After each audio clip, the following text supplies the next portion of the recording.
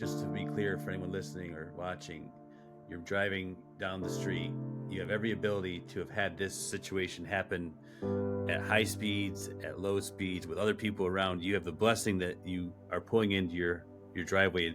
I imagine you had some version of a heart failure or electrical issue similar to the first one, correct? And then, in this instance, it was gonna take you, and the piece of technology in your chest changed that reality. That all that stuff hit me, no doubt. But the thing that stuck with me is you talking about everything flashing in front of. I saw it in a movie, like perspective of. I haven't seen all of your memories, but I kind of like. Does it seem like it was a time lapse, fast forward of every profound moment in your life at that second when you were essentially dying? It's so hard to describe, Peter. I actually have a printout of the heart rhythm. The device recorded it, and it's like a 38-second event. But if you had asked me when it happened or the next day how long it lasted, I would not have been able to tell you. It's like time just changed so dramatically, and those thoughts flooding through. It was like all thoughts and no thoughts at the same time. It's hard to describe how weird it was. But then that intense bam, it just is so jarring. I just remember just thinking, I've got to change everything about I got to change every habit. I've got to be different going forward.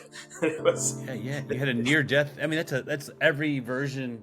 I mean, usually it's like, hey, I was above looking down in a third person realm, but in this instance, it's got the same ingredients, that everything that you had been a part of that you needed to be grateful for and be present for kind of flashed in front of your eyes. It's how it sounded to me. It's how I perceived it when you told me. So thank you. It's crazy. And actually the reliving of it over the years since has been even more profound, and we can get into that in a future conversation. I can tell you some of the things that have happened, and some of the, my father used to like the word providence, right? Something cool would happen, something he would say, oh, that lined right up, and he would use the word providence.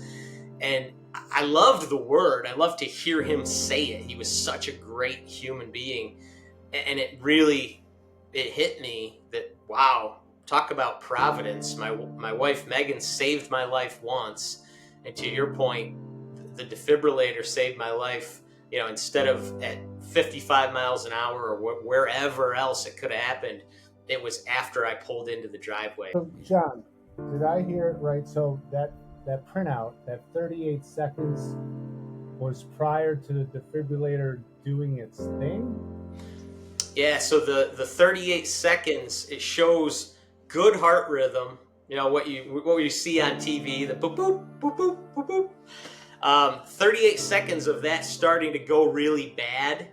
And then the point where the device, the algorithm built into the device says it's time to deliver a shock. That was all 38 seconds. And then a couple seconds afterwards where it shows the rhythm restored back to at least a life-sustaining level.